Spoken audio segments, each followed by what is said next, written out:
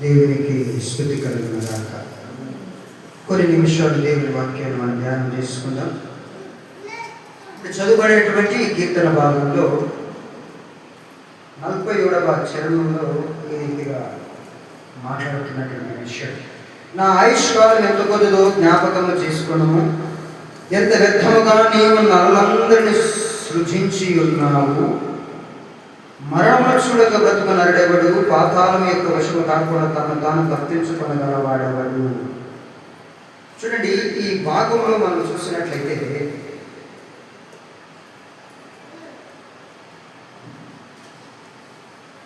నరులందరినీ,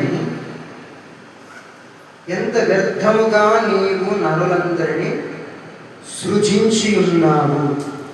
దేవుడు నరులందరినీ వ్యర్థముగా సృజించాడా, పనికొచ్చేలాగా సృజించాడా అని మనం ఆలోచన చేస్తే, దేవుడు మనుషులందరినీ కూడా మంచి స్వభావముతో యథార్థముగా దేవుడు చేశాడు. కానీ దేవుడు మనుషులను వ్యర్థముగా చేయలేదు, ఉపయోగకరమైనటువంటి వారిగానే చేశారు. మంచి యథార్థ స్వభావము కలిగి ఉండాలని చేశారు. కానీ యథార్థ స్వభావం ఎక్కడ మట్టిని అంటుకునిందంటే, ఆదాము అవ్వ మాటను అతిక్రమించినందున వారిలో ఉన్నటువంటి స్వభావం, ఆ యథార్థతను విడిచి జీవించారు. అందును బట్టి నరులు వ్యర్థులైపోయారే తప్ప దేవుని పనికి వారు పనికి రాని వలె మార్చబడ్డారు. కాబట్టి వారు వ్యర్థులయ్యపోయారు తప్ప దేవుడు మనుషులని వ్యర్థముగా చేయలేదు. మనుషులు దేవుని వ్యర్థముగా ఆరాధిస్తున్నారే తప్ప దేవుడు మనుషులను వ్యర్థముగా చేయలేదు. ఆయన చేసిన విధానం వేరు, మనిషి నడవడిక వేరు, మనిషి యొక్క స్వభావము వేరు, మనిషి యొక్క తలంపులు వేరు. దేవుడు చేసినప్పుడు మంచిగానే ఉన్నాయి, దేవదూతుల కంటే కాస్త తక్కువనిగా చేశారు. కానీ ఆయన చూసే భాగ్యాన్ని కూడా దేవుడు ఆనాడు మనుషులకు ఇచ్చారు. కానీ ఎప్పుడైతే దేవుని మాటని ధిక్కరించిపోయారో అప్పుడు దేవునిని చూసే ఆ కన్నులు గురుడితనమైపోయాయి. దేవుని చూసే ఆ కన్నులు లోకానుసారంగా జీవించే కనుక ఇంతవరకు ఆనాడు ఆదాము అవ్వలు చేసినటువంటి అతిక్రమం బట్టి, ఆ మాటను ధిక్కరించినందున, ఉల్లంఘించినందున ఆ దేవుని చూసే మనోనేత్రపు కన్నులు ఇంతవరకు కూడా మూయబడ్డాయి. అందుకని మీ మనోనేత్రములను మీరు తెరిచి చూసినట్టయితే దేవుడు కనబడతాడు. అందుకనంటే హృదయ శుద్ధి కలిగిన వారు ధన్యులు, వారు దేవుని చూస్తారు. హృదయము అనేది ఎక్కడ కూడా కానరాదు, మనసు అనేది కానరానిది. తర్వాత ఈ యొక్క మనిషి యొక్క తలంపులు ఏంటో అది దేవునికి తప్ప మనుషులకు అర్థం కాదు. హృదయం కానివ్వండి, మనసు కానివ్వండి, మనం చూస్తే ఈ గుండె అంటాం కాదు, లేదా హృదయం మనసు అంటేనే ఏదో ఆ పనికిరాని సింబల్ చూపిస్తాం, అది కాదు. మనసు అనేది ఆత్మ ఏ రీతిగా ఉంటుందో మనసు కూడా కనబడినది. హృదయం అంటే ఈ హృదయం కానిది గుండె, హృదయం అంటే మనస్సు.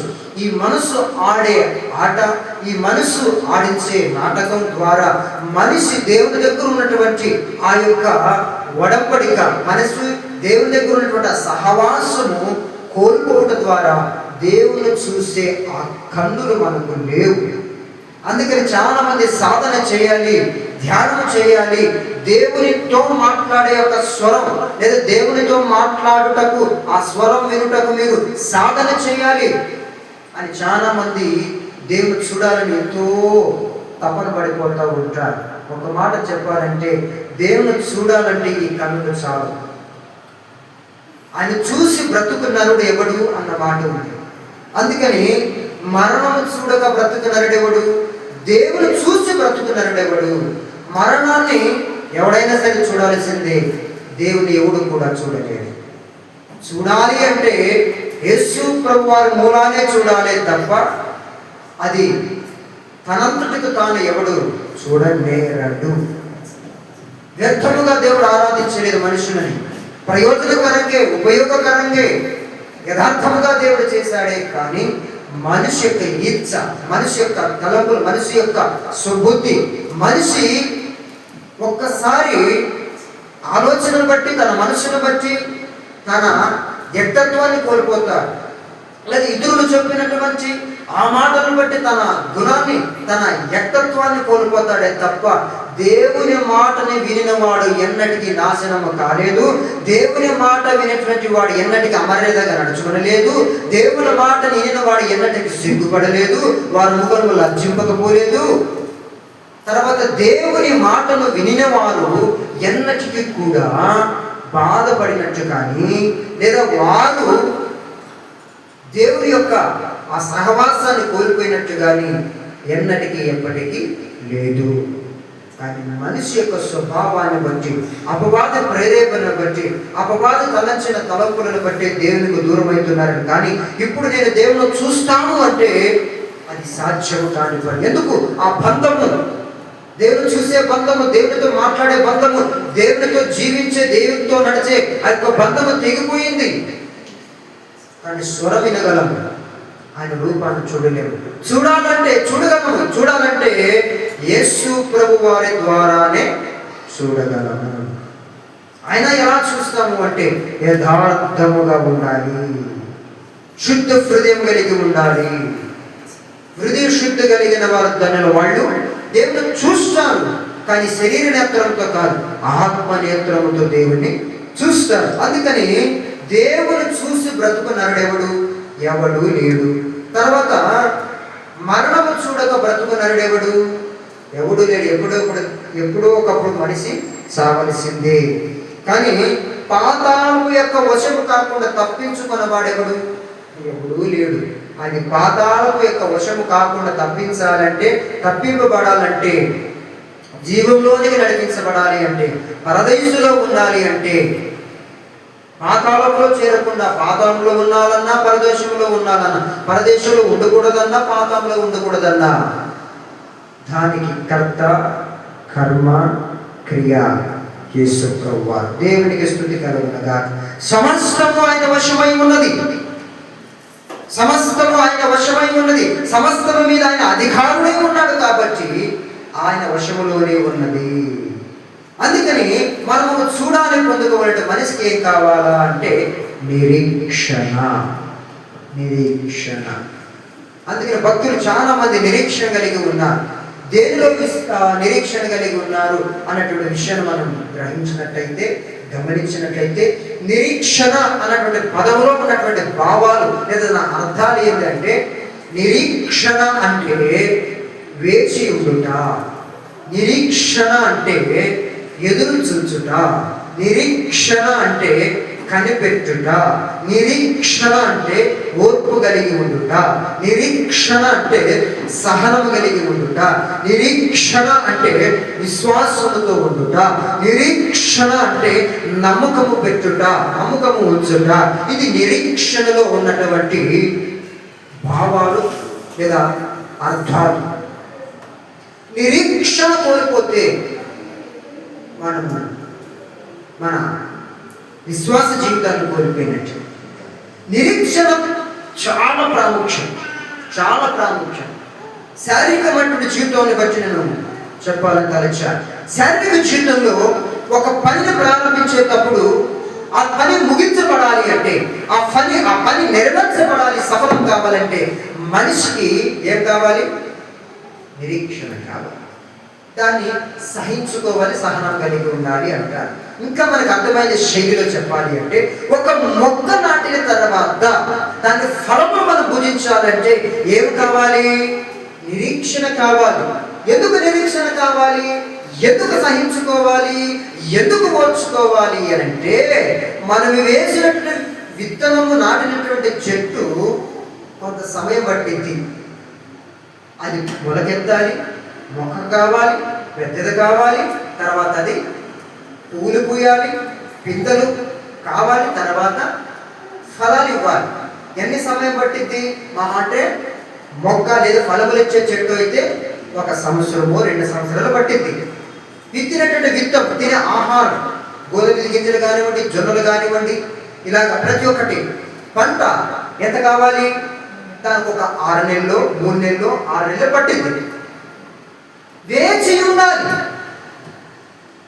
ఇప్పుడు వ్యవసాయకుడు విత్తిన తర్వాత ఎందుకు వేచి ఉంటాడు అంటే దానికి ఒక సమయం రావాలి. లేదు నేను విత్తిన వెంబడే నేను పంట కోయాలంటే అది సాధ్యము కాని పని. అలాగే మన ఆత్మ జీవితంలో కూడా నిరీక్షణ అనేది చాలా ప్రాముఖ్యం.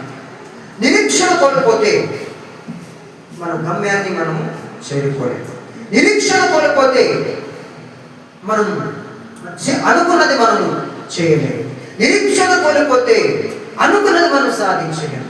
నిరీక్షణ మనం కోల్పోతే మనము గమ్యాన్ని మనం చేరుకోలేము. ఆ గమ్య స్థానంలో మనం ఉండలేము. కానీ మనిషికి కావలసింది శారీరక జీవితంలోనైనా ఆత్మీయ జీవితంలోనైనా మనిషికి కావలసింది ఏంటి? నిరీక్షణ. నిరీక్షణ. ఇంకా నిరీక్షణను మనం గమనించినట్టయితే పరలోకం ఉందా? ఉంది. నువ్వు వెళతావా? వెళతాను. ఎలా? నిరీక్షణ. నిరీక్షణ. ఎందుకు నిరీక్షణ ఉండాలి? అవును, పరలోకం ఉంది. నిరీక్షణ నా విశ్వాసం. నా విశ్వాసం. నీ విశ్వాసమే నిన్ను బ్రతికించును. విశ్వాసం కావాలి.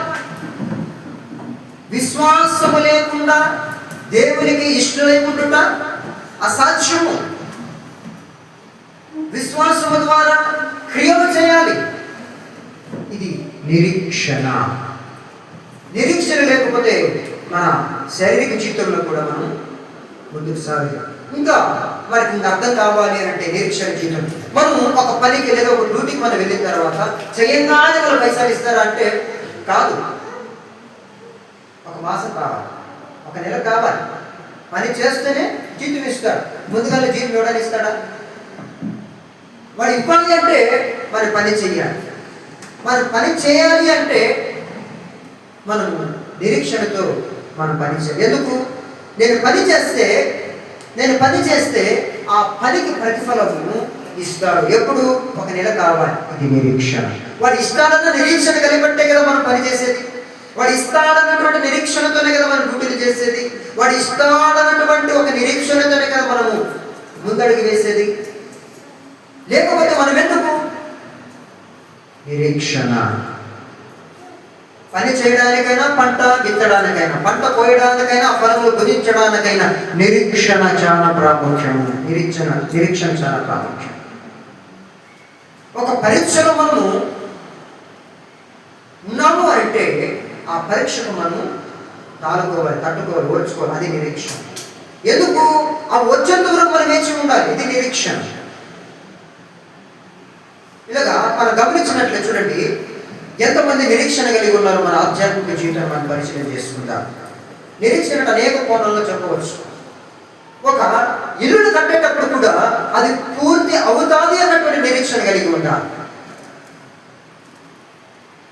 మునుపు ఏదైతే మనం తలంచి మనం పునాది వేస్తామో,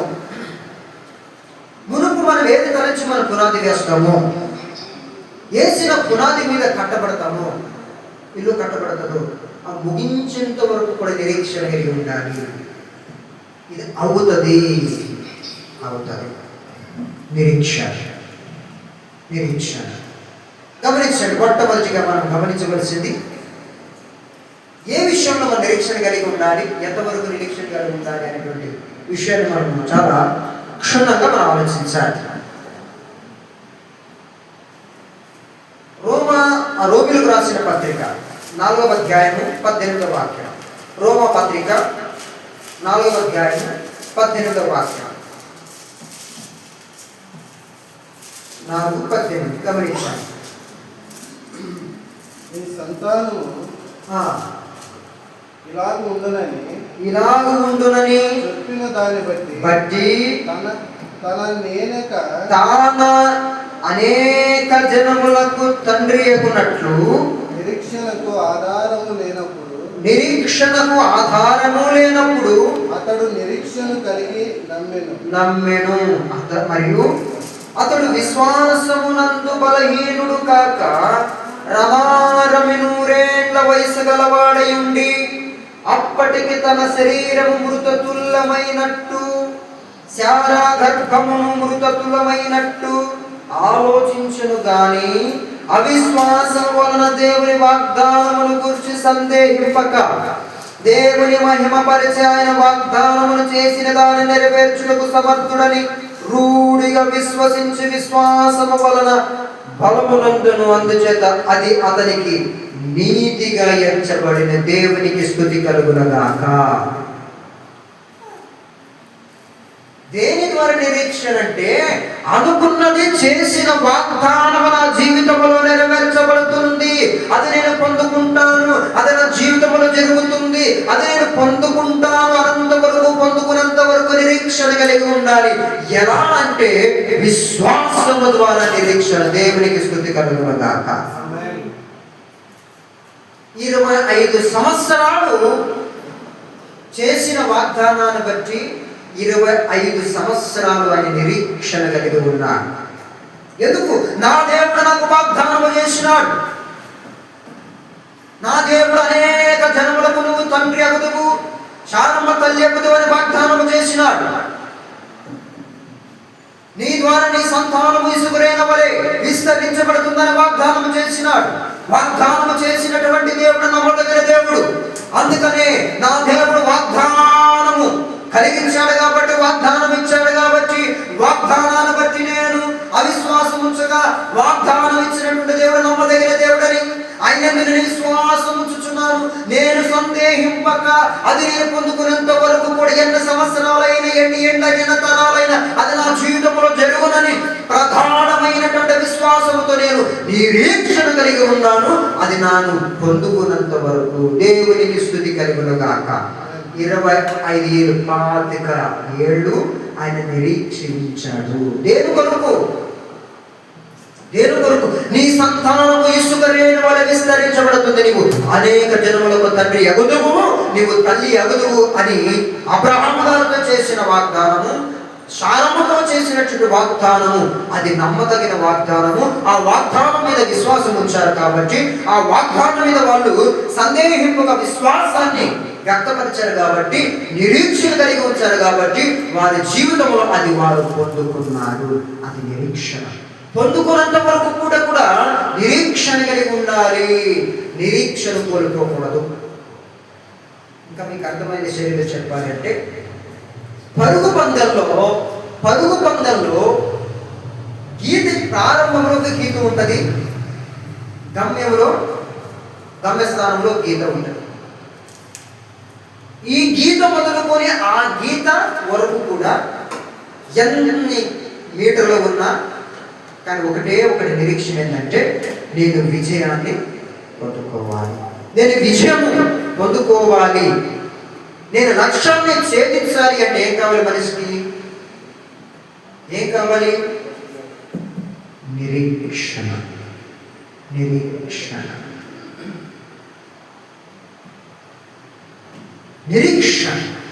నేను పొందుకుంటాను, నేను సాధిస్తాను. ఒక పట్టుదలతో కూడిన నిరీక్షణ. దీన్నే సాధించడము అంటారు. ఎప్పుడు నిరీక్షణ ఉంచితేనే అనుకున్నది మనం సాధించగలం. మనము ప్రారంభంలోనే మన నిరీక్షణ లేకుండా నేను పొందును, విజయాన్ని నేను చూస్తాను లేదు, తర్వాత నేను ఆ బహుమానాన్ని గెలుచుకోను, అసలు నేను అంతవరకు పోతానా లేదా అన్నటువంటి అవిశ్వాసం, సహనం కోల్పోతే, నిరీక్షణ కోల్పోతే మనం సాధించగలమా? గమ్యాన్ని మనం చేయించగలమా? విజయాన్ని మనం పొందుకోగలమా? ఆ బహుమానాన్ని మనం పొందుకోగలమా? మనకు ప్రారంభంలో ఆ సహనాన్ని వ్యక్తపరచుకోకూడదు. ప్రారంభంలో మనముగా భయపడకూడదు. పట్టుదలతో కూడిన నిరీక్షణ కలిగి నేను ఎలాగైనా సాధిస్తాను, నేను నా అంతటి నేను కాదు, నా దేవుడే నన్ను సాధిస్తాడు. నా దేవుడే నన్ను గమ్యము చేరేంత వరకు నా దేవుని మీద నేను నిరీక్షణ కలిగి ఉంటాను. నా దేవుడే నాకు నిరీక్షణాస్పదమై ఉన్నాడు. నా దేవుడే నాకు ఆధారమై ఉన్నాడు. నిరీక్షణకు ఆధారం నా దేవుడే అని పట్టుదలతో కూడిన నిరీక్షణ కలిగి మనం ఉంటే అనుకున్నది మనము పొందుకుంటాము. లేదు అంటే నిరీక్షణ కోల్పోయింది, నిరీక్షణ లేకుండా మనం ఉన్నాము అంటే మన జీవితము అనుకున్నది అనుకుంటామే కానీ దాన్ని మనము నెరవేర్చలేము. ఎందుకు? నిరీక్షణ కావాలి. విశ్వాస జీవితంలో అబ్రాహాము గారు నిరీక్షణ కలిగి ఉన్నారు. ఆయన నెరవేర్చడానికి సమర్థుడు అని రూఢిగా విశ్వసించే వాళ్ళు నిరీక్షణ కలిగి ఉన్నారు దేవుని మీద. అలాగే మన దైనందిన జీవితంలో కూడా నిరీక్షణ కలిగి ఉండాలి. ఏ విషయంలో మనం పొందుకున్నటువంటి విషయం విశ్వాసంలో నిరీక్షణ కలిగి ఉండాలి. దేవుడు వాగ్దానం చేసినాడు కదా, అది వాగ్దానాన్ని నెరవేర్చే దేవుడు నా దేవుడు. దేని విషయంలో? సంతానం లేని స్థితిలో ఉన్నప్పుడు 25 ఏళ్ల పాటు విశ్వాసము ద్వారా నిరీక్షణ కలిగి ఉన్నారు. వారికి లభించింది. దేవునికి స్తుతి కలుగును గాక. 2 శ్రమలలో నిరీక్షణ. అక్కడ సంతానములోను విశ్వాసములో నిరీక్షణ. 2వది శ్రమల్లో నిరీక్షణ. యోబు గ్రంథము 19వ అధ్యాయము 25వ వాక్యం. యోబు గ్రంథము 19:25. మొట్టమొదటి అబ్రాహాము గారు దేవునిలో నిరీక్షణ కలిగి ఉన్నాడంటే సంతానం కొరకు నిరీక్షణ కలిగి ఉన్నాడు, దేవుడు ఇస్తాడు అని. తర్వాత విశ్వాసం కోల్పోకుండా నిరీక్షణ కలిగి ఉన్నాడు. అయితే నా విమోచకుడు సజీవుడనియు ఆయన భూమి మీద నిలుచుననియు నేను ఎరుగుదును. ఇలాగున నా చర్మము చీకపోయిన తర్వాత నా శరీరముతో నేను నా దేవుని చూచెదను. నా మట్టుకు నేనే చూచెదను, మరి ఎవరును కాదు. నేనే కనులారా ఆయన చూచెదను. నాలో నా అంతరింద్రియములు కృషించినను. నా సజీవుడైన విమోచకుని నేను నా కళ్ళుతో చూస్తాను. ఎందుకు? నిరీక్షణ. చూసారా? శ్రమలో కూడా నిరీక్షణ కలిగి ఉండడమే ఆధ్యాత్మిక జీవితం. శ్రమలో కూడా నిరీక్షణ కలిగి ఉండాలి. ఎలాగా? యోబుకి ఎన్ని శ్రమలు వచ్చినాయి మనకందరికీ తెలుసు. అనుకున్నవన్నీ పోయినాయి, విడుదల దూరమైన ఆస్తులు పోయినాయి, తను పెంచుకున్నటువంటి పాడిపడ్డలు పోయినాయి, తనకు అనుకున్న వారందరూ పోయారు. ఒక భార్య, 2 తప్ప. అన్ని శ్రమలు వచ్చినా కానీ శ్రమలలో తన యథార్థతను విడవలేదు, శ్రమలలో నీతిని వదలలేదు, శ్రమలలో ఆయనకున్న భక్తిని వదలలేదు. ఒకటి నిరీక్షణ ఏంటంటే నేను నా దేవుని చూస్తాను. అందుకని ఆయన అంటారు కదా, యెహోవా ఇచ్చెను, యెహోవా తీసుకొని పోయెను, దేవుని నామమునకు స్తుతి కలుగును గాక అని ఆయన అన్నాడు. చూడండి, శ్రమలో కూడా ఇంత నిరీక్షణ కలిగిన వాడు యోబు. చూడండి ఏమంటారంటే మొదటి అధ్యాయం 21 ఏమంటారంటే నిరీక్షణ చూడండి ఎంత గొప్పదో. ఈ నిరీక్షణ ద్వారా తనకున్నటువంటి యథార్థతను విడవలేదు, తనకున్న భక్తిని వదలలేదు, నీతిని వదలలేదు. నిరీక్షణ కొరకు ఉన్నాడు. నిరీక్షణ ఎదురు చూసి ఎంతవరకు? ఆఖరి వరకు, 2 ఆశీర్వాదం వచ్చేంత వరకు కూడా నిరీక్షణతో ఉన్నాడు యోబు. చూడండి ఏమంటారు, నేను నా తల్లి గర్భములో నుండి దిగంబరనై వచ్చితిని, దిగంబరనై అక్కడికి తిరిగి వెళ్ళదును. యెహోవా ఇచ్చెను, యెహోవా తీసుకొని పోయెను, యెహోవా నామమునకు నామమునకు స్తుతి కలుగును గాక. ఈ సంగతులలో కానీ ఏ విషయమందును కానీ ఏ పాపమును చేయలేదు, దేవుడు అన్యాయము చేసినని ఎప్పుడు చెప్పుకొనలేదు. ఎందుకంటే నిరీక్షణ కలిగి ఉన్నాడు. నా దేవుడు నన్ను కృషింపజేయడానికైనా, లేవనెత్తడానికైనా, నన్ను పాతాళాలను పంపించడానికైనా, స్వర్గ ద్వారాలు తెరవడానికైనా, నన్ను ఆశీర్వదించడానికైనా, నన్ను ఆమె కీడుకు కనిపెట్టాల నా దేవుడు సమర్థుడు. నేను ఈ శ్రమలో వచ్చి నేను కురిగిపోయి దేవుడి మీద నేను నింద వేస్తే, నేను నిరీక్షణకు ఆధారం ఆయనే. నిరీక్షణకు ఆధారము ఆయనే అయినప్పుడు ఆయన మీద నేను నిరీక్షణ కలిగి లేకుండా ఆయన మీద నింద వేస్తే నాకు ఆధారం ఎవరు? ఒకవేళ పోతే పోని, ఆయన ఇచ్చాడు, ఆయన తీసుకొని పోయాడు, ఆయనకే మహిమ కలగాలి అన్నాడు. ఎంత భక్తుడండి, ఎంత భక్తిని కాపాడుకున్నాడు, ఎంత యథార్థతను కాపాడుకున్నాడు, ఎంత నీతిని కాపాడుకున్నాడు.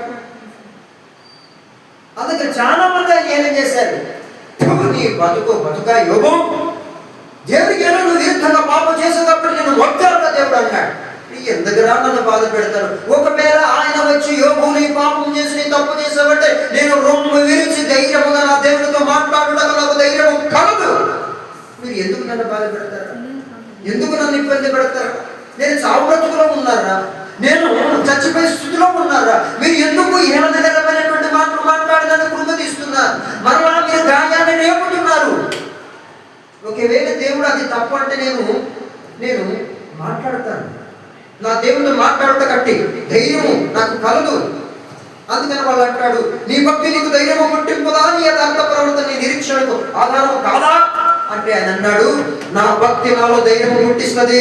నా యథార్థ ప్రవర్తన బట్టి నా నిరీక్షణ దేవుడి మీద ఉంది కాబట్టి నా నిరీక్షణకు ఆధారము దేవుడే అని అన్నాడు. శ్రమలో కూడా విడువని, దేవుని విడువని నిరీక్షణ యోగు. అందుకని మన దైనందిన జీవితంలో, మన ఆధ్యాత్మిక జీవితంలో నిరీక్షణ చాలా ప్రాముఖ్యం. నిరీక్షణ కోల్పోకూడదు. ఎప్పటికీ కూడా ఏ విషయంలో కూడా ఒక అడుగు వేసేటప్పుడు ఆచి తూచి ఆలోచించి అడుగు వేసినప్పుడు అది దేవుని యొక్క సలహా మేరపై ఉండాలి. దేవునితో విచారణ చేసి ఆ విచారణ మనం ముందడుగేస్తే దేవుని ఆలోచనలో తో కూడుకున్నటువంటి క్రియ అయితే దానికి ఫలం వచ్చింది. చాలా మంది దేవుని మీద నిందేస్తారు ఏమంటే, ఇది ప్రార్థన పూర్వకంగానే నేను అడుగేశాను కానీ నాకు ఎందుకు సఫలము కాలేదు అంటే దేవుని చిత్తం ఉందో లేదో ఒకసారి మనం ఆలోచించాలి. దేవునికి ఆలోచన ఉందా, దేవుని యొక్క సంకల్పం ఉందా, దేవుని యొక్క చిత్తం ఉందా, లేకపోతే నా ఆలోచన బట్టి నేను చేస్తున్నానా, నా ఆలోచన బట్టి నేను ఒక అడుగు ముందుకేస్తున్నానా అనేటువంటి విషయం ఆలోచించాలి. దేవుని యొక్క ఆలోచన లేకుండా, దేవుని యొక్క తలంపు లేకుండా, దేవుని యొక్క సంకల్పం లేకుండా, దేవుని యొక్క చిత్తం లేకుండా మనం ఎన్ని ఆలోచన చేసి ఇది దేవుడే నాకు ప్రేరేపించాడు కాబట్టి నేను ముందడుగేసిన నాకు సఫలము కాలేదు అని అంటే చాలా జాగ్రత్త సుమ, అది దేవుని చిత్తము కాదనేటువంటి సంగతి గుర్తించాలి. నిరీక్షణతో లేదు కాదు కూడదు అనుకుంటే ఇంకో మాట మనం గమనించవలసింది ఏంటంటే, అది జరగలేదు, ఆ పని కాలేదు, అనుకున్నది సఫలం కాలేదు, మనం అనుకున్నది మనకి ఎదగంజు అవుతుందంటే ఒక మాట గమనించాడు, దేవుడు వేరేది ఏదో ఇస్తాడు, దేవుని ఉద్దేశం వేరే ఉంది, దేవుని చిత్తమే వేరే ఉంది, దేవుని సంకల్పం వేరే ఉంది, దేవుని ఆలోచన వేరే ఉంది, దేవుని యొక్క మార్గం వేరే ఉంటుంది అని మన నిరీక్షణతో కనిపెట్టాలి. ఎందుకంటే నిరీక్షణకు ఆధారము ఆయనే. దేవుని మీద మనం నిందేయకూడదు. నేను దేవుని నమ్మినాను, నాకు ఇది అవుతుంది. ఎందుకు? మన భక్తిని ఒకసారి సరి చేసుకోవాలి. నీ భక్తి నీకు ధైర్యం పుట్టింపదా అంటే యోగు అంటారు, ధైర్యం పుట్టిస్తుంది కాబట్టి అన్నాడురా. నా దేవుడు సజీవుడు, నా దేవుడు విమోచకుడు, నా దేవుడు సజీవుడు విమోచకుడు.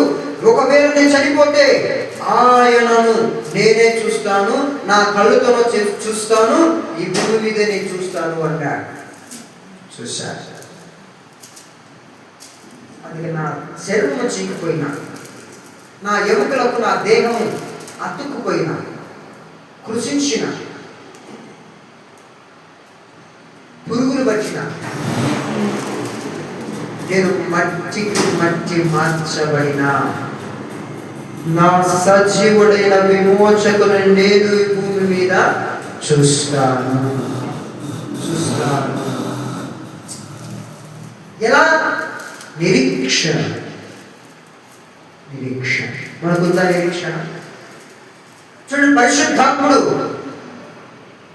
మనతో ఈ రీతిగా మాట్లాడుతున్నాయి ఈ రోజున.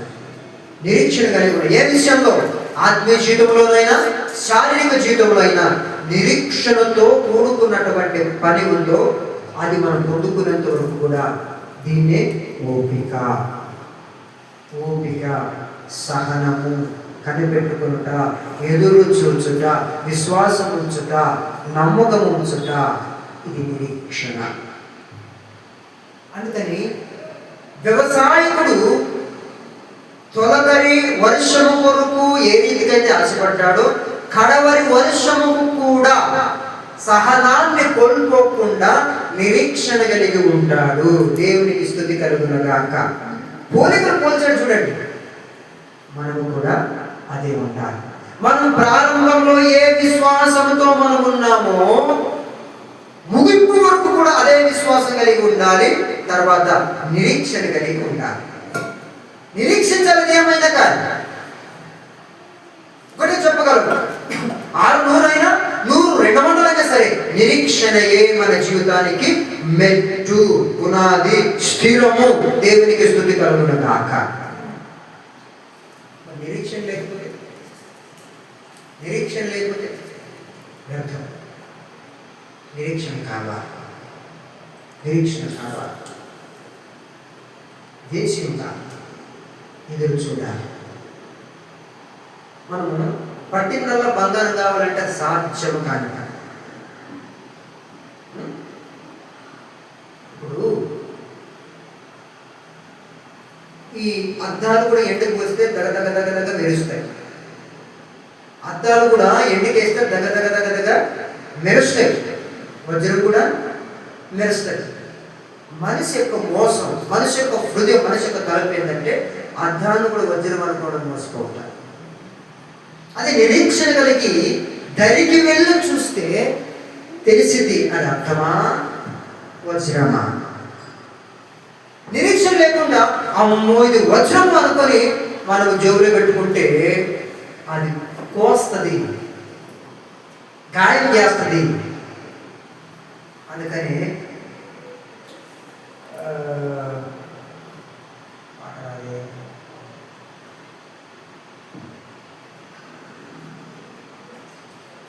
శరీరం గాయం చేస్తే గుండె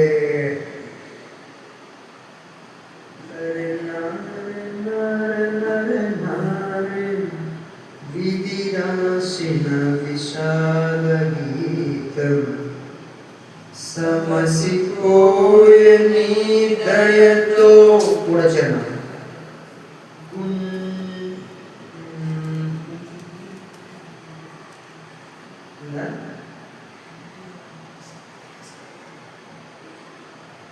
దేహమందు గాయపడిన తరే నారే తరే నారే తారే నారే తారే నారే.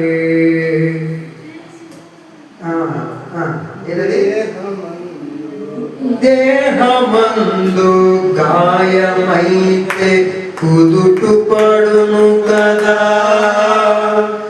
గుండె గాయము గురుతు పట్టిన నరుడు లేడు కదా. దేహమందు గాయమైతే కుదుటు పడును కదా, గుండె గాయము గురుతు పట్టిన నరుడు లేడు కదా. నీవే యేసయ్యా నా అంతరంగము తరచి చూసిన గాఢమైన ప్రేమవు, నన్ను భుజము పైన మోసిన అలసిపోని ప్రేమవు, నీవు లేనిదే నా బ్రతుకులో విలువంటూ లేదయా. నీవు లేనిదే నా బ్రతుకులో విలువంటూ లేదయా. ఊహ కందని ప్రేమలోన భావమే నీవు హృదయమందు పరవశించు గానమే నీవు మనసు నిండిన రమ్యమైన గమ్యమే నీవు మరపురాని కలల సౌదం గురుదిలే నీవు ఎడబాయలేనంత నిజ స్నేహమే నీవు నీ ప్రేమ కౌగిలిలో ఆనందమే నీవు. అందుకని దేహానికి గాయమైతే అది కనబడుతుంది, గుర్తుపడతాయి ఎవడైనా. హృదయానికి గాయమైతే గుర్తుపట్టే నరుడు ఎవరు లేడు. ఈ అంశాన్ని బట్టి ఇదేం చిత్తమైతే వచ్చే వారం చెప్తాం. ఎందుకంటే మనం ఎక్కడ నిరీక్షణ లేకుండా పోతున్నామంటే అది వజ్రమా గాజా లేదా అర్థమా తెలుసుకునే స్థితి లేకుండా మనం వజ్రం అనేసి ఆ గాజును మనం ఎప్పుడైతే మనం జోబులో పెట్టుకుంటామో మనం నడిచే కొద్దీ ఆ గాజు మనల్ని గాయపరుస్తుంది,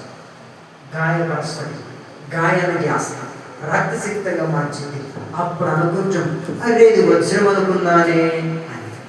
ఇది నిరీక్షణ లేని జీవితం. మనసుకి లేదా గాయమైనప్పుడు తెలిసింది ఇది గాజు అని. చూసారా? నిరీక్షణ ఉంటే ఆ గాయం రాకపోను కదా. చూసారా? నిరీక్షణ చాలా ప్రాముఖ్యం.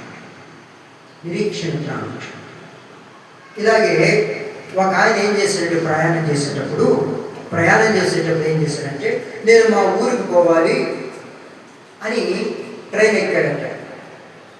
మధ్యలో కాస్త వర్షం వచ్చింది.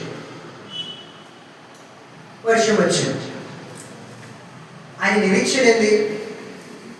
ఊరికి పోవాలి. ఆయన ట్రైన్ ఎక్కిన తర్వాత వస్తున్నటువంటి ఆ వర్షాలు చూసి, వస్తున్నటువంటి ఆ గాలిని చూసి, వస్తున్నటువంటి ఆ ఉరుములను చూసి తన నిరీక్షణ కోల్పోయాడు. అరే నేను మా ఊరికి పోతానా, నా ఇంటికి నేను పోతానా, నా తల్లిదండ్రులు నేను కలుసుకుంటానా, నా బంధుమిత్రుల దగ్గర నేను ఉంటానా, లేదా ఇక్కడ నేను చచ్చిపోతానా, అసలు ఈ ట్రైను పోతుందా, ఇక్కడ బోల్తా పడుతుందా? ఇవి నిరీక్షణ లేని మాట. ఇది నిరీక్షణ లేని జీవితం. ఇది నిరీక్షణ లేనటువంటి ఒక ఆలోచన. అర్థమవుతుందా? నిరీక్షణ మనకి ఏం కావాలి? మనకి నిరీక్షణ ఏం కావాలి? నేను గమ్యానికి చేరుకుంటాను అన్నటువంటి నిరీక్షణ మనకు కావాలి. నిరీక్షణ లేకుండా మనము అనుకున్నది సాధించాలి లేదా అనుకున్నది ఆ స్థలంలో నేను వెళ్ళాలి అనుకుంటే ఎలా? అది సాధ్యం కాని వాడి సుమా. ఏం కావాలి మరి మనిషికి? నిరీక్షణ. మనము నిరీక్షణతో ఒక పనిని ప్రారంభించిన తర్వాత అది ముగించేంత వరకు ఆ నిరీక్షణను వదలకూడదు. అర్థమవుతుందా? నిరీక్షణ పర్యాయ పదాలు చాలా ఉన్నాయి. ఓపిక, వేచి ఉండట, కనిపెట్టుకొనుట, ఎదురు చూచుట, సహించుకోవట, సహనం కలిగి ఉండట, విశ్వాసం ఉంచుట, నమ్మకం ఉంచుట. కానీ ఇవన్నిటి కూడా మనలో తొలగిపోకూడదు. శారీరక జీవితంలోనైనా ఆత్మీయ జీవితంలోనైనా మన నిరీక్షణ తొలగిపోకూడదు. ఆ ట్రైన్ ఎక్కినటువంటి ఆ మనిషి ఎక్కడైతే అయినా నేను ఇంటికి వెళ్తానా, నేను నా తల్లిదండ్రులు చూస్తానా అని ఒక అసహనాన్ని వ్యక్తపరుచుకున్నాడో అంత అయిపోతుంది. మన జీవితం అనేది నిరీక్షణతో కూడుకున్నదే ఉండాలి. నేను ఎప్పటికైనా అనుకున్నది నేను సాధిస్తాను అని దేవుని మీద ఆధారపడి మనం ముందుకు సాగాలి. ఎందుకంటే నా నిరీక్షణకు ఆధారము ఆయనే. అబ్రహాం గారి జీవితంలో నిరీక్షించాడు, నిరీక్షణకు ఆధారమైన అనుకున్నాడు. 25 ఏళ్ల పాటు ఆయన ఎదురు చూశాడు. శరీరము మృదుదలమైపోయింది, సారమ్మ శరీరం మృతుదూరం అయిపోయింది. ఎప్పుడు ఇచ్చాడు మరి? ఆయనకి 100, ఆయనకి 90 అప్పుడు ఇచ్చాడు. ఎందుకు వాళ్ళు వేచి ఉన్నారంటే నిరీక్షణ. ఎందుకంటే నా దేవుడు వాగ్దానం చేశాడు. వాగ్దానం చేశాడు. వాగ్దానం చేసింది మనిషి కాదు. వాగ్దానం చేసింది మనిషి కాదు. ఈ దినాలు వాగ్దానాలు చేసి మరి మర్చిపోతారు మనుషులు. కానీ దేవుడు వాగ్దానం చేస్తే అది నెరవేర్చవంత వరకు కూడా ఆయన మరువడు. దేవుడికి స్తుతి కలుగును గాక. ఇది మన నిరీక్షణకు సంబంధించి. మన నిరీక్షణ కోల్పోయిందనుకో మనం ఏం చేయలేం, అది పొందుకోలేం. 2, శ్రమలలో కూడా మన భక్తిని విడవకూడదు. శ్రమలలో కూడా మన యథార్థతను విడవకూడదు. శ్రమలలో కూడా మన నీతిని మనం వదలకూడదు. శ్రమలలో కూడా మన విశ్వాసమును మనం వదలకూడదు. శ్రమలలో కూడా మన సహనాన్ని మనం కోల్పోనీయకూడదు. శ్రమలలో కూడా భక్తి సంపూర్ణంగా ఉండాలి. మాన్యత కలిగి ఉండాలి. యథార్థత కావాలి. శ్రమల్లో కూడా యోగులాగా మాట్లాడాలి. మన వాటిలో చెప్పాలంటే దొంగ సచ్చి దేవుడు ఇచ్చాడు, దేవుడు తీసుకోండి, నీకెందుకు? ఆయన లేకుండా మనం చేయగలమా? ఆయన ఇచ్చాడు, ఏమో నచ్చలేదేమో, తీసుకున్నాడు అని అనాలి. ఒక మాట చెప్తాను, నేను మాట చెప్పి ఇస్తాను. మనిషి యొక్క జీవితం చూడండి. మనిషికి ఉన్నప్పుడు దేవుడు గుర్తుకు రాడు. ఎప్పుడైతే కాస్త శ్రమ వచ్చిందో, శోధన వచ్చిందో, ప్రతికూలతను దాడి చేసాడు, శ్రమలు దాడి చేసాడు, అప్పుడు దేవా దేవా అని అంటారు. చూసారా? అదే ఏ కష్టము లేకుండా, ఏ నష్టము లేకుండా అంత ఆనందదాయకంగా ఉంటే ఎవరైనా దేవుని జ్ఞాపకం చేసుకుంటారా? చేసుకో. ఎందుకంటే వాళ్ళకున్న వాంఛ, వాళ్ళకున్నటువంటి ఈచ్ఛ, వాళ్ళకున్నటువంటి ఆ యొక్క అభిలాషను బట్టి వాళ్ళ లోకంలోనే జీవిస్తారు, దేవుణ్ణి మర్చిపోతారు. అది ఇచ్చింది ఎవరు? దేవుడే. మన కష్టానికి, మన కష్టార్జితానికి ఫలం ఇచ్చింది ఎవరు అంటే దేవుడే. కానీ ఇచ్చిన ఫలాన్ని, ఇచ్చిన దేవుని మర్చిపోతాం, ఆ ఫలాన్ని మనం పొందుకుంటాం. కానీ ఈ లోకంలో ఏమి ఉన్నా లేకున్నా ఒకటే ఒకటి, నా ఆధారము నా దేవుడే. ఇలాగ ఒక పెద్ద మనిందంట, అమ్మా చెప్పండి మీకు ఏం కావాలి? దేవుడు ఇస్తాడు మరి అంటే, ఇస్తాడని నాకు తెలుసయ్యా, ఇస్తాడని నాకు తెలుసు. మరి ఏమమ్మా? అదే పూరి గుడిసె, అదే మట్టి కుండ, అదే కట్టెల పొయ్యి, అదే ఉన్నావు. మరి దేవుని అడిగి నువ్వు ప్రార్థన పెట్టుకోవా? ఏమయ్యా, నేను ఇంతకాలం నీ యొక్క ఆత్మీయ జీవితంలో మార్గం నడిచాను కదా, నీ యొక్క విశ్వాసం ఉంచిన, నమ్మకం ఉంచినాను కదా, నేను నిరీక్షణ కలిగి ఉన్నాను కదా, నాకు ఇవ్వవా అని అడగవా అంటే అడగను. అదేంటమ్మా, అందరూ నాకు అది కావాలి, ఇది కావాలి అని అంటారు కదా, నేను కోటీశ్వరుడు కావాలి, నాకు మేడల మిద్దుల కార్లు బంగ్లాలు కావాలని అందరూ అడుగుతున్నారు కదా, మరి యేసు ప్రభువుని నమ్ముకున్నటువంటి వాళ్ళు కూడా అలా ఉన్నారు కదా, నీకేం అదే స్థితి? చూసిన వాళ్ళు ఇక దేవుని మందిరానికి పోతుంది, 2 సంవత్సరాలు దేవుని ఆరాధిస్తుంది కదా, భక్తి లోపం మరి సంపూర్ణంగా ఉంది, భక్తి లోపం లేదు, విశ్వాసం లోపం లేదు కదా, నువ్వు ఇంతగా ఆరాధిస్తున్నావు కదా, ఈ బతుకేంది ఇలా ఏడిసిందని 4 మాట్లాడతారు కదా అమ్మ అంటే అమ్మన్నదట. వారి యొక్క నిందే, వారి యొక్క ఆలోచనలే, వారి యొక్క తిట్టులే నా దేవుడు నాకు ఆశీర్వాదాయకంగా మార్చాడు అన్నదండి. దేవునికి స్తుతి కలుగును గాక. 4 అడుగులు మనకెందుకు వచ్చింది? ఒరిగింది ఏముంది? మన భక్తి, మన విశ్వాసం, దేవుని మీద పెట్టినటువంటి నిరీక్షణ మనకి కావాలి అంతే. అదే గుడిసైనా, అదే కొంపైనా, అదే గోరైనా, అదే కట్టైనా, అదే బట్టైనా, అదేదైనా. అన్నదంట, ఏమండి ఒకవేళ నాకు డబ్బు ఉందనుకో, డబ్బు మీద నాకు మనసు ఉంటుంది, దేవుని మీద ఉండదు కదా. ఆ డబ్బుతో నేనేమని అంట, లేదా నాకు సాధించాను, లేదా నేనేమో కొనుక్కున్నాను అనుకున్నాను, బంగారు కానీ కూడా ఏమని కానీ, అదంతా పోగేసుకున్నాను అనుకో, నేను నా ఇల్లుని ఒంటిగా విడిచిపెట్టి నేను పోలేను. ఎందుకు? నా ధ్యాస అంతా కూడా ఆ బంగారు మీద ఉంటాడు. ఆస్తులన్నీ చూసుకుని నేను పోగేసుకున్నాను అనుకో, నా ఆలోచన అంతా అరే అది ఓ తీసుకోపోతుంది, సచ్చిన తర్వాత ఎక్కడ పోతానంట. నాకు ఎందుకంటే బాబా నాకెందుకు, నాకు ఇదే చాలు, ఇది చాలు, దీంట్లో నేను సమృద్ధిగా సంతృప్తిగా ఉన్నాను అని అంట. మరి అనారోగ్యం వచ్చినప్పుడు ఆరోగ్యం ప్రార్థన చేయాలంటే ఏమండి, ఆరోగ్యం దేవుడు ఇచ్చాడంటే మర్చిపోతాను, నేను మర్చిపోతాను, నేను పనుల్లో పడి నేను మర్చిపోతాను దేవుడిని.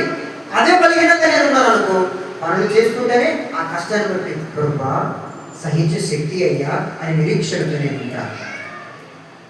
ఆమె చెప్తున్నట్టు ఒక్కొక్క మాట అడిగినటువంటి ఆ సేవకు మతిపోయిందట. ఏంటి ఇలా మాట్లాడుతుంది, అడగడం మన ధర్మమే కదా, ఆయన అడగమన్నాడు కదా, ఈమె అడగలేదంటే అయ్యా నాకు ఆనందం కంటే దుఃఖమే నాకు బాధ, నాకు ఆశీర్వాదం కంటే నాకు కొంత కష్టమే నాకు మంచిదండి. ఎందుకంటే నేను ఒకవేళ అవి నేను పొందుకున్నాననుకో నేను దేవుని మర్చిపోతాను. నాకు వద్దది, దేవుని మర్చిపోయేది నాకు ఏది వద్దు. దేవుని మర్చిపోయేంత ఆస్తి కానివ్వండి, అంతస్తు కానివ్వండి, ధనాగానం కానివ్వండి, బంధుబలగాలు కానివ్వండి, ఈ లోకంలో మాయం చేసేది నాకు ఏది వద్దు. ఇదంతా కూడా దేవుడి నుండి దూరం చేసేదంతా కూడా నాకు వద్దు.